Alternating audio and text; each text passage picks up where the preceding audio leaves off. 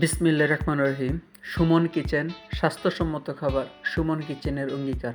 আজকে আমি আপনাদেরকে দেখাবো দেশি মাছ দিয়ে কচুরছড়ি বোনা। দেখেন আমি কিভাবে রান্না করতেছি। দেশি মাছটা প্রথমে কুটে নিলাম, তারপর হলুদ মরিচ দিয়ে মাখিয়ে রেখে দিলাম, ম্যারিনেট করে রেখে দিলাম। এখন আমি একটি কড়াইয়ে বসিয়ে দিয়ে পেঁয়াজ কুচি এবং তেল দিয়ে দিলাম। দিয়ে দেখেন আমি ভাজতেছি, বাদামি হয়ে আসলে দিয়ে দিব অল্প কতটুক পরিমাণ মতো পানি, যাতে মশলাটা পুড়ে না যায়। এখন দিয়ে দিলাম হলুদের গুঁড়া 1 চা চামচ,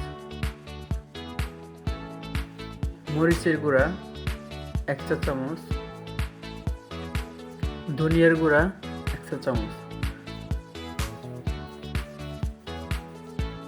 এখন নেড়ে মিশিয়ে নিব, তারপর কষাতে যতটুকু সময় লাগে। দিয়ে দিলাম লবণ পরিমাণ মতো।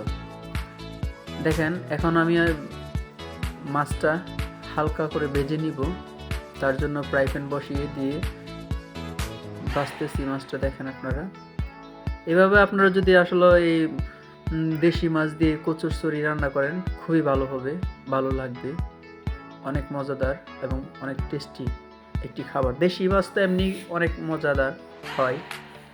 দেখেন আমি কচুরছড়িটা কষিয়ে তারপর পানি দিয়ে দিলাম।